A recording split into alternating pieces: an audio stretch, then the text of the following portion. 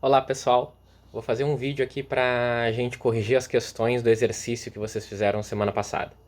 Eu dei uma olhada aqui nos resultados de vocês, o sistema me oferece algumas estatísticas, a maioria acertou 2 ou 3 das 5 questões, então vocês ainda têm que estudar um pouquinho para melhorar, a maioria de vocês pelo menos. Alguns acertaram todas, alguns acertaram 4 questões das 5, o que estaria muito bom, mas a maioria acertou 3 ou 2 questões. Vamos ver aqui agora, uma por uma, quais seriam as respostas corretas e por quê. A primeira questão, que foi a que vocês mais erraram, inclusive, acho que menos de 1/3 acertou a primeira questão. Geralmente é a mais difícil, realmente, mas a resposta estava no material que eu mandei para vocês e eu vou mostrar agora. A questão era: Pedro, jovem rebelde, sai à procura de Henrique, 24 anos, seu inimigo, com a intenção de matá-lo, vindo a encontrá-lo conversando com uma senhora de 68 anos de idade. Pedro saca sua arma, regularizada e cujo porte era autorizado, e dispara em direção ao rival. Ao mesmo tempo, a senhora dava um abraço de despedida em Henrique e acaba sendo atingida pelo disparo. Se alguém não fez ou não lembra da questão, pega aí no sistema que eu acho que o arquivo ainda está disponível, tá?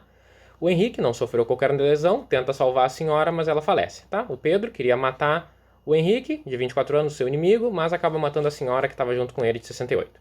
Diante da situação, pergunta, né, qual é a conduta do Pedro, qual é o crime que deve ser imputado ao Pedro. E aí tem 4 opções: o homicídio culposo e tentativa de homicídio doloso, ou seja, matou um sem intenção e o outro com intenção.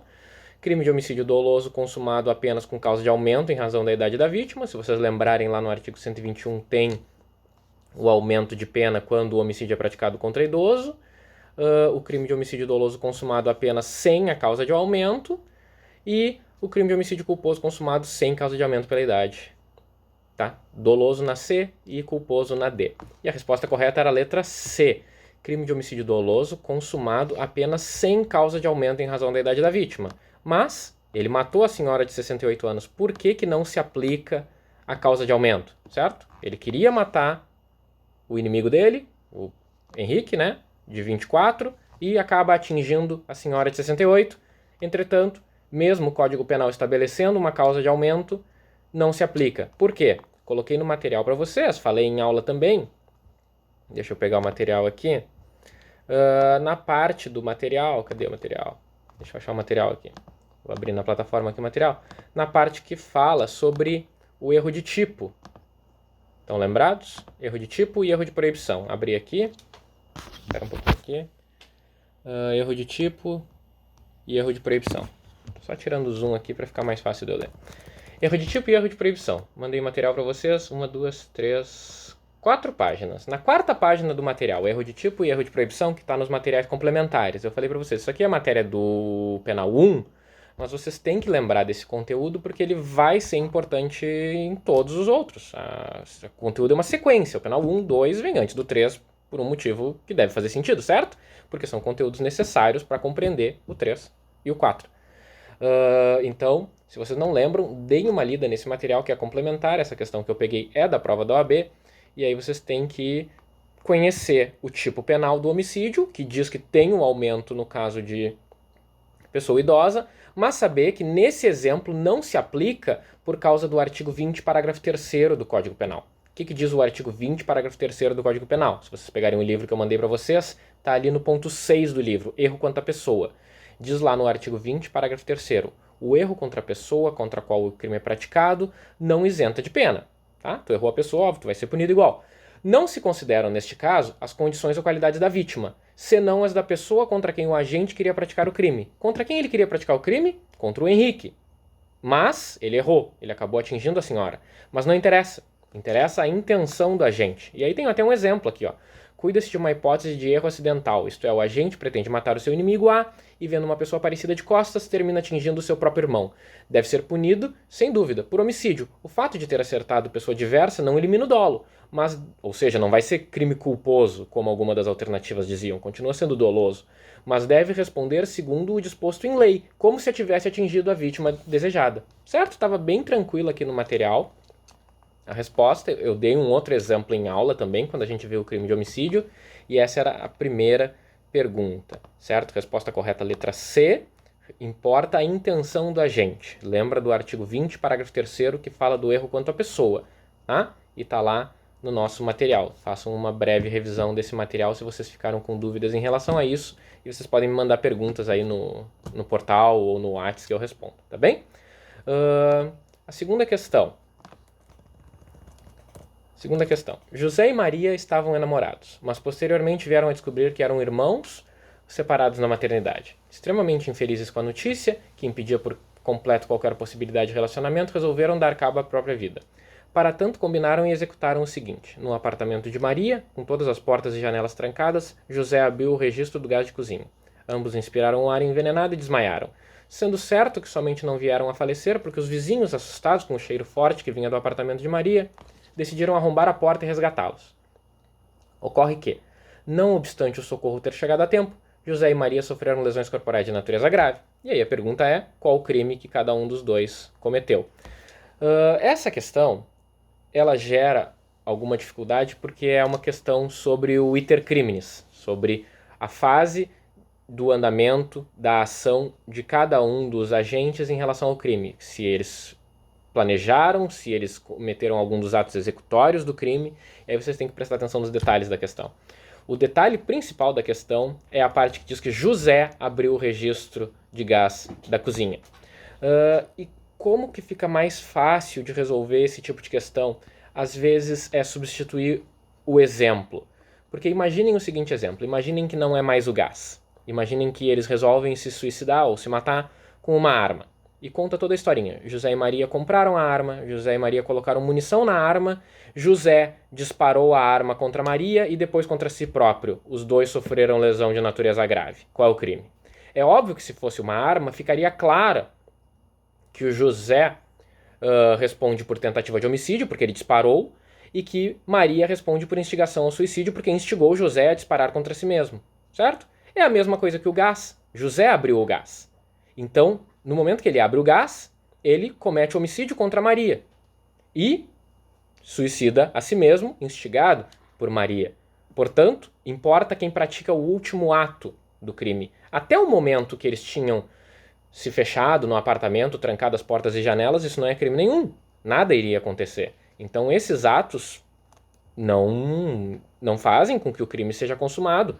Para a consumação do crime é necessário o ato final de abrir o gás. Se José nunca tivesse aberto o gás, como tu vai saber que Maria iria abrir? Talvez Maria também nunca abrisse. Então dependeu da ação final de José. E a ação final de José é que determina que ele comete o homicídio contra Maria, assim como se ele estivesse disparando um tiro ou qualquer outra ação, e se suicida, instigado por ela. Certo? Então às vezes pensem num exemplo semelhante no local do exemplo que está na questão, se isso facilitar de alguma forma. Por isso a resposta correta era a letra B. José responde por tentativa de homicídio, porque ela não morreu, ela ficou com lesão grave, certo? E Maria por instigação ao auxílio-suicídio, porque ele sofreu lesões graves também. Tranquilo? Próxima questão, a terceira, que era um pouco mais longa, mas era um pouco mais fácil, a maioria acertou. Contava 2 casos, e essa era um pouco mais simples. Amarildo, no caso 1, ao chegar à sua casa, constata que sua filha foi estuprada por Terêncio. Imbuído de relevante valor moral, contrata Ronaldo, pistoleiro profissional, para tirar a vida do estuprador. O serviço é regularmente executado. Lucas concorre para um infanticídio, auxiliando Julieta, parturiente, a matar o nascituro, o que efetivamente acontece. Lucas sabia desde o início que Julieta estava sob influência do estado puerperal. E essa questão eu comentei em aula também, não a questão, mas enfim, dei o exemplo em aula, que a resposta está lá no artigo 30 do Código Penal. Deixa eu abrir o Código Penal aqui rapidinho. Artigo 30 do Código Penal fala: não se comunicam as circunstâncias e condições de caráter pessoal, salvo quando elementares do crime. E aí eu expliquei para vocês o que é elementar do crime, certo? Isso também é uma matéria lá do Penal 1, mas a gente revisou isso em aula. Elementar do crime é tudo que está no caput do tipo penal. O artigo 121 diz matar alguém. Matar alguém são as elementares do crime. O artigo 123 diz que o crime de infanticídio é matar o próprio filho durante ou logo após o parto sob influência do estado puerperal. Todas essas expressões são elementares do crime de infanticídio, certo? Enquanto isso, tudo que está nos parágrafos ou incisos não são elementares do crime. Por quê? Porque o crime, para se consumar, não depende dos parágrafos. O crime de homicídio se consuma apenas com o ato de matar alguém, não com o ato de matar alguém imbuído de relevante valor moral, ou por dinheiro, ou qualquer outra coisa que diga nos parágrafos do crime do artigo 121. Certo? Sendo assim, voltando para a questão, no primeiro exemplo, o Amarildo, imbuído de relevante valor moral, queria matar o estuprador da filha e contratou uma outra pessoa para cometer o crime. Os dois cometem o crime de homicídio, entretanto, com circunstâncias diversas. O Amarildo, em relevante valor moral, vai ter uma pena menor, uma circunstância que diminui a pena, conforme o parágrafo 1º, e essa circunstância não vai diminuir a pena do Ronaldo, porque ele não tem valor moral nenhum, não é a filha dele, ele está fazendo por dinheiro, ele é o pistoleiro profissional, diz ali, e ele comete o crime por dinheiro, portanto, um motivo torpe, e vai ter a pena aumentada. Crime, então, de homicídio qualificado. Isso, a pergunta número 1. Já o exemplo número 2, que o Lucas auxiliou a Julieta a cometer o infanticídio, o Lucas também responde por infanticídio, porque, como eu falei para vocês, o artigo 123 é matar o próprio filho durante ou logo após o parto, sob influência do estado puerperal. Tudo isso é elementar do crime. E o artigo 30 do Código Penal, do Código Penal, o artigo 30, diz que essas elementares se comunicam, ou seja, os coagentes do crime, quando houver concurso de pessoas, também respondem pelo mesmo crime se as circunstâncias, mesmo sendo de caráter pessoal, como estar no estado puerperal, que é uma circunstância de caráter pessoal, vai se comunicar para outra pessoa. Tá? Sobre isso eu também coloquei lá no portal um capítulo, que eu não estou com ele aberto aqui agora, depois vocês podem pegar, que é o capítulo que fala sobre concurso de agentes. Tá no material também, em material complementar. Mas essa questão mais gente acertou, acredito que essa parte seja um pouco mais fácil, talvez a do erro de tipo seja um pouco mais difícil, essa seja um pouco mais fácil, a maioria acertou, mas se ainda assim vocês ficarem com dúvidas em relação a esses assuntos, deem uma lida no material sobre concurso de agentes, que é o caso, né, quando tem mais de uma pessoa cometendo o crime, e estudem um pouquinho e me mandem se vocês tiverem alguma dúvida. Quarta questão, que acho que era a mais fácil de todas. Tá? Quase todo mundo acertou essa. João, com intenção de matar, efetua vários disparos de arma de fogo contra Antônio, seu desafeto. Ferido, o Antônio é internado em um hospital no qual vem a falecer, não em razão dos ferimentos, mas queimado em um incêndio que destrói a enfermaria em que se encontrava. Assinale a alternativa que indica o crime pelo qual João será responsabilizado. E a alternativa correta era a letra A, homicídio tentado. Aqui o que vocês têm que saber é o artigo 14, deixa eu ver aqui o Código Penal, acho que é o 14. Não, é o artigo 13, parágrafo 1º, tá? A superveniência de causa relativamente independente exclui a imputação quando, por si só, produziu o resultado. Os fatos anteriores, entretanto, imputam-se a quem os praticou. O fato anterior foi um disparo de arma de fogo, certo? Deixa eu ver, era isso, né? Disparo de arma de fogo, com intenção de matar, é uma tentativa de homicídio. Só que veio um fato novo que por si só, o que é importante é isso, por si só produz o resultado. O incêndio na enfermaria por si só matou a outra pessoa, o Antônio, no caso. Não há relação, os atos não se somam. Se fosse outro exemplo, se o Antônio tivesse contraído uma infecção no hospital, o João responderia por homicídio consumado, porque a infecção não teria por si só causado a morte. O importante é esse por si só. Se a infecção agravou, se a questão fosse diferente, a infecção agravou o quadro de Antônio que já era grave. Pronto, homicídio consumado. Não é uma causa superveniente que por si só gera o resultado do crime.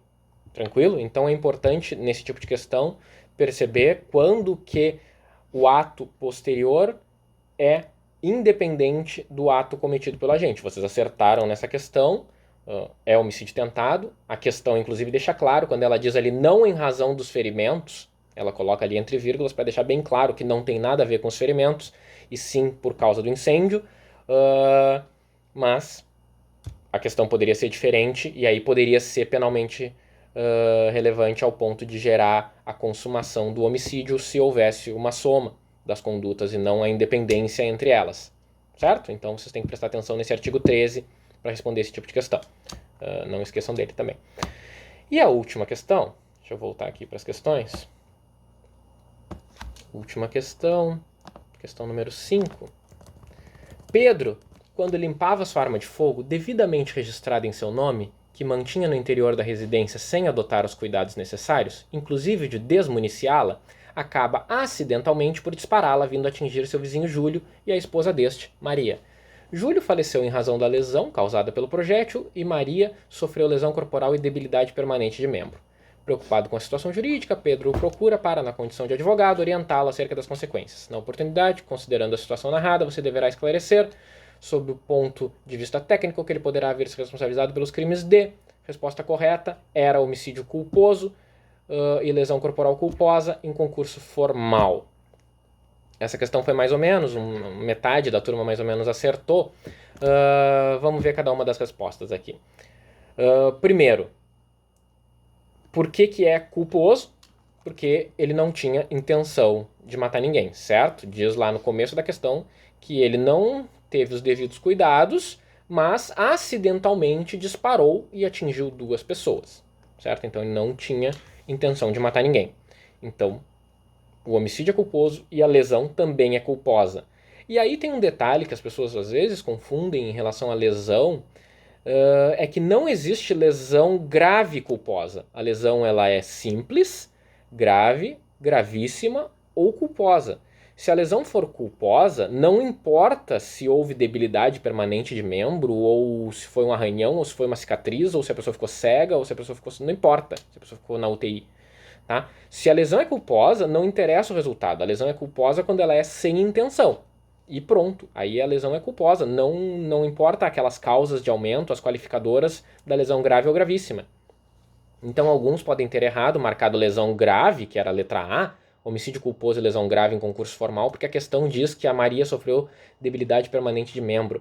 Mas a debilidade permanente de membro só interessa na lesão dolosa. A pessoa cometeu uma lesão, agrediu alguém, não queria matar, mas deixou a pessoa com uma debilidade permanente. Isso é uma lesão grave, aí seria a letra A. A lesão culposa não tem causa de aumento, como a lesão normal. Não tem grave nem gravíssima para culposa, são formas diferentes, certo? Então, letra A grave, está errada, tá certa a letra D que diz lesão culposa. A letra B fala do crime de disparo de arma de fogo, tá? E eu não falei sobre esse crime, nem vou falar, porque esse é um crime lá da parte especial, das leis que ficam fora do Código Penal, é do Estatuto do Desarmamento. Mas, para dar a resposta para vocês, o crime de disparo de arma de fogo é um crime que só tem modalidade dolosa. É disparar uma arma de propósito. Tu pega uma arma e dispara para cima no meio da rua. Tu não quer matar ninguém, tu não quer lesionar ninguém, tu só quer disparar arma de fogo. Dolosamente, tu tem intenção de disparar arma de fogo. Não existe crime de disparo de arma de fogo culposo. Não existe forma culposa. Portanto, não poderia ser letra B por isso, porque não é um disparo doloso. É um disparo culposo que não é punido. E por fim, a letra C fala de homicídio culposo e lesão culposa em concurso material. E por que o concurso não é material? Aí vocês têm que voltar para o Código Penal nos artigos 69 e 70, deixa eu ir rapidinho aqui. Concurso material no artigo 69, concurso formal no artigo 70. Concurso material é quando o agente pratica mais de uma ação ou omissão. E o formal é quando é uma única ação.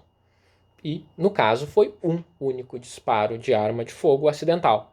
Certo? Então, concurso é formal. Tranquilo? Artigo 69 e 70 do Código Penal. Também é matéria do direito penal anterior, mas é importante a gente lembrar, porque como vocês devem ter percebido por essas questões, o direito penal é um conjunto, a gente não vai aplicar um artigo de forma isolada. Isso, na verdade, todos os ramos do direito são. Então, precisa dar uma revisada, se vocês não lembram, em alguns assuntos da parte geral, para saber aplicar a parte especial, porque não adianta só decorar o artigo 121, 123, 124, 25 e 26, se vocês não sabem como aplicar isso em casos, ainda que não sejam casos necessariamente reais, às vezes podem ser, eu posso até trazer jurisprudência aqui, casos parecidos, mas mesmo em questões mais elaboradas, que exijam a relação dos conteúdos, como essas que vocês vão ser cobrados na prova da OAB. Mas não se preocupem se tiverem errado aqui, o exercício conta para todo mundo que fez, não tem problema se acertou mais ou menos, é para aprender, então Se não ficou claro ainda alguma das situações, vocês podem mandar perguntas que eu respondo. E depois eu mando mais exercícios para a gente continuar treinando, porque a ideia é que a gente vá aprender ao longo do bimestre, do semestre, e não que isso seja um teste definitivo, tá? Não tem problema. Se alguém tiver ido mal, a ideia é que a gente vá melhorando agora, certo? É isso então, pessoal. Qualquer dúvida, fico à disposição. Tchauzinho.